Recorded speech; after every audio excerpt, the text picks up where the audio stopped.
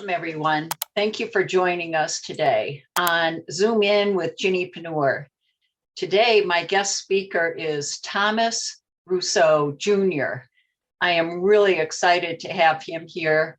He's been in politics since he's been a teenager, and he's got some great background information to talk to the small business owners and people who are interested in getting into their own business about the political side and why it's important to understand this information. So welcome, Tom. Because politics is a competition, and we forget that sometimes, that there's a winner and a loser. So just like in sports, there is that zero-sum element of Ginny runs for mayor, I run for mayor, I win, you lose, you win, I lose, whatever. And it's just the balance, right? Right.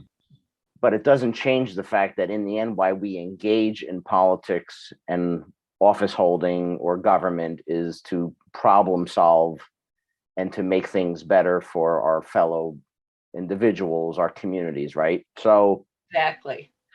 as entrepreneurs, we too have the ability to impact public discourse if we choose to. And some business owners will almost run the other way and hide in their stores or hide in their retail shops because they don't want to engage. And what they miss out on is the opportunity to have conversations about things that might be going on in a community, things that might be going on in a downtown, things that might be going on in a city, that if reasonable, rational, responsible people sit and have a conversation and say, can we come to some sort of an agreement about what the problems and the challenges are? You can always find solutions to work around. So I encourage people that are in any business or nonprofit or organization, to be involved in the community, to reach out to people in politics and government and build relationships. Because in the end, and like I told the group today, in the end, it's all relationships and relational. Right. And while we're all staring at our laptops and our phones and social media accounts, which is great because they have their place, we've lost the ability to connect with each other as humans. And if we can regain that skill, and if we can teach that skill to our young people, there's opportunities for growth and for compassion and for service, and we could bring it back to where things used to be years ago. So I'm optimistic about it because I think business owners that are successful already understand relationships, right? I mean, you've been a small business person. Yeah. Because in the end, we all just want and should just want to be kind to each other and just be, loving in our interactions. So entrepreneurs already see the fruits of their labor when it comes to their customers. They have to look at getting involved in public engagement as no different. It's just an extension of that, honestly. The skill that I taught myself a million years ago was this is the common mistake people make. And this is funny. You go to an event, let's say it's some sort of a dinner event, and you walk in and let's say you really don't know anybody. Yeah. And the natural human inclination is, okay, there's a table of 10 people over there and they're all having a good time. And part of you is naturally attracted like a tractor beam to that group because it's the good looking group. They're having drinks and food. And it's like, that's the fun table. I want to be at the fun table. I don't want to be at the little kid table, right? Yeah. But that's not what you do. Because if that group is already formed, they're already in their little tribe. That's not the table you want to. Yes, that's not the table. That's the table you avoid. What you do is you find the single, the couple, the two or three, and you go and you start your own tribe. Yeah. And that's what you have to learn to do. So like some of the best conversations I have had have been with people on the food line that weren't there with anybody. And I'd be like, my God, is that like the best chicken marsala you've ever seen or what? And they just start laughing or whatever. And then before you know it, they're my best friend and I got their card. Yeah. Because I broke the ice, something funny, just something to, right. Yeah. So networking doesn't always have to be this grandiose, I'm walking into the room with 1,000 people and everybody turns their head like I'm a Kardashian and like, how good am I and how good do I look? And it's not what it is.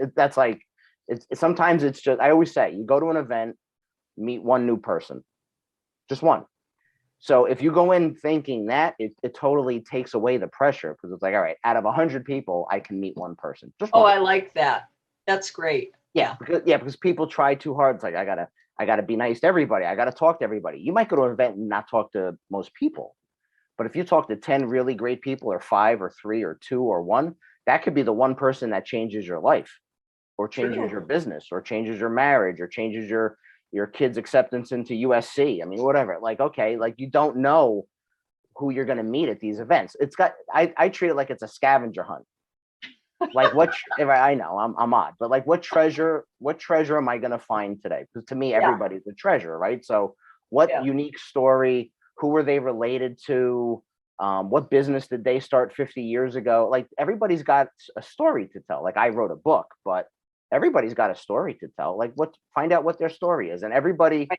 loves to talk about themselves. I'm sorry, it's everybody's favorite topic. So Yep. Yep. if you can engage people and ask them questions, what do you do for a living? Tell me about your business, family, whatever.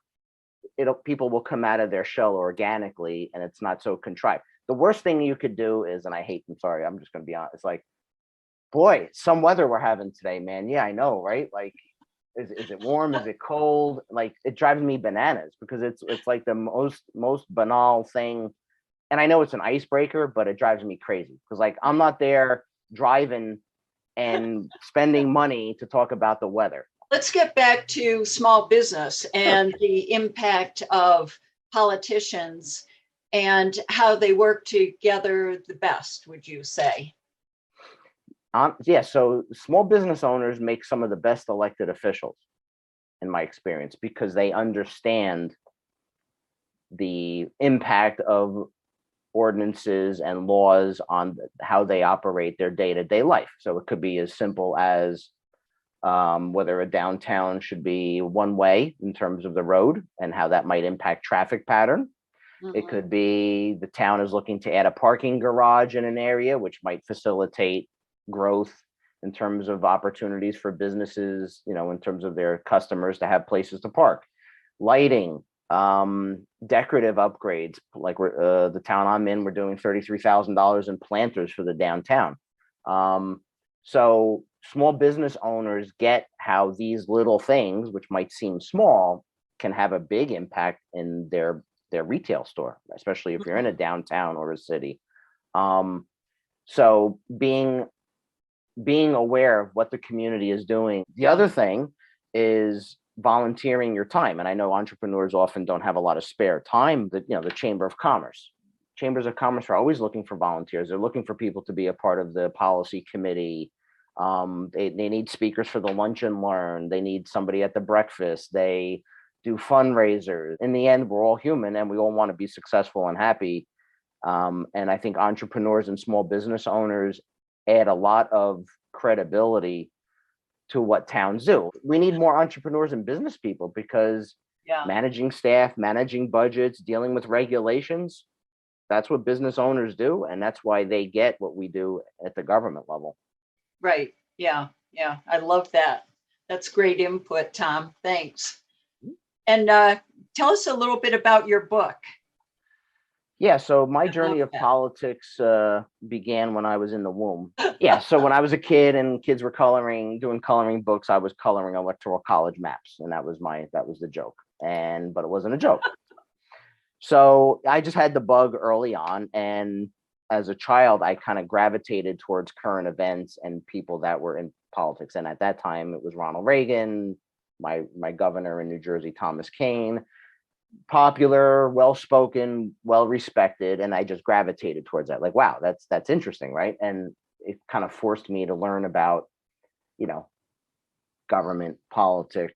But as a child, I experienced a lot of bullying and other things that were negative, which affected my future, which we'll talk about. So, high school, I starved myself between sophomore junior year. I lost 100 pounds.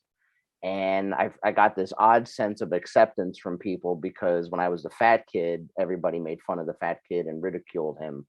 But then when I starved myself and lost the weight, then everybody was nice to me, and then I was accepted. And it was a sad lesson, because it was like, all right, you give the people what they want, then they're going to like you. And at that point, at that age, I didn't have a sense of self-worth or even self-love. So I was seeking it externally. Those are all really horrible qualities for a guy who's going to go in politics a few years after that, honestly. So I get my bachelor's, I get my master's, I get involved in local politics, campaigns. My best friend runs for office. He's 31. I'm 23. I run his campaign. He wins. I get on the zoning board at 24, and then I'm running for town council, and I'm the youngest ever elected in my town. Okay, well, I mean, there you go, right? So I do my 2 terms. Fast forward a few years later, I get remarried in 2012, the town I live in now.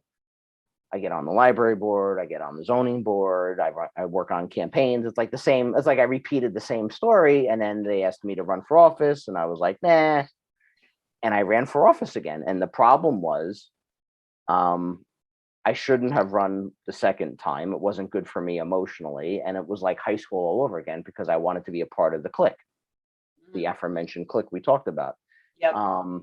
And that's when the anxiety and the depression and the thoughts of suicide started for me, because I realized what a fraud I was. And it was like, why am I living my life to be a people pleaser? Or why am I living my life the way other people want? Like I knew there was an internal conflict, and I couldn't handle it emotionally. So in September of 2015, I made the decision I was either, going to live, or I was going to kill myself. And I didn't know which path I was going to choose. And I had a spiritual transformation that I kind of went through, and I decided my path was going to be more faith-based and spiritual. And that began my journey of blowing up my life and recreating Tom. Like at that age, I mean, that was 7 years ago. So I'm in my early 40s. I'm like, all right, I'm married. I got 2 stepdaughters. I'm a town manager. I'm an elected official. But like, who am I? Like, am I just these titles? Like, what am I inside, and what's my value system? And I recreated the beast.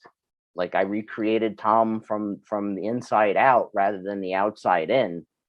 And it was the best thing that could have ever happened to me, because it really changed my perspective on politics, which was my drug. Politics was my drug.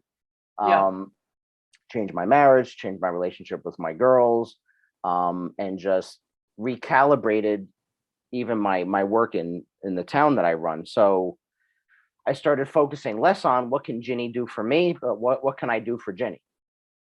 If you were one of my employees, because I have 150 employees, and it's a small organization, but it totally flipped my operation, so that I looked at my employees more as people first and employees second.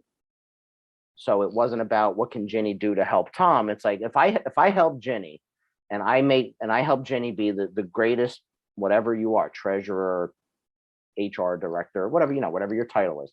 Yeah. If I give you resources and support and, love, small L, and training and education, and I care about you and your family, and that, wow, Tom as a boss is a great boss because he cares about me, you will go through a brick wall for me, because it totally changes, right? Versus the guy who's going to say, Ginny, go do this, go do that, go do this, go do that. Why? Because I can, because I'm your boss and I'm the CEO. It's like everybody knows I'm the boss. Like my name's on the door. Like I don't need to pummel you, right? It's on the business card. Like it says it on the business card. I'm just more at peace with myself. So, and we talk about what. That's the big thing there, at peace with yourself. Right. And, think about it. The thing that's missing in society, because everybody's a wreck financially and post-COVID and all that. The thing that we're missing is self-love. And I tell people when I coach them, like, you can't give away what you don't have. So if you don't have self-love, how can you love your partner, your spouse, your kids? You can't. We've totally lost the art of self-care and self-love, because we think there's this nobility in doing for others, and there is, but not at the expense of yourself, because you can't give away what you don't have. You can't. Yeah. My story is interesting. The book is an interesting read. The title is funny. And I tell people, There Are No Politics in Heaven is a funny title. I like actually the subtitle better, A Recovering Politician's Guide to Christian Living. I think that's funnier. That makes me laugh. But the title is for me. The title is not for the audience. The title was me telling myself that there was no politics in heaven, because politics was my drug. Yeah. Fascinating. Well, thank you, Tom. Really appreciate all this good input. And I want people to connect with you. My website is thomasrussojr.com. My phone number is 973-885-0857. I'm on Facebook, LinkedIn, Twitter, and Instagram. So if people want to connect with my website, social media, cell phone, text. I mean, I do individual and one-on-one, small group coaching. I do government nonprofit consulting. I teach at 3 colleges and I run a town. So, I'm a busy guy, but I love making connections and I love helping people. Because like I said, I think a lot of people are struggling right now to figure out their self-worth and their identity. And if we can all just love each other a little more, be a little patient with each other, I think there's opportunities to, raise the vibration of the planet and really get people into a better place spiritually and emotionally. Thank you so much for your time here today, Tom, and really appreciate having you on. We'll talk to you later. All right. Thank you again. Thanks.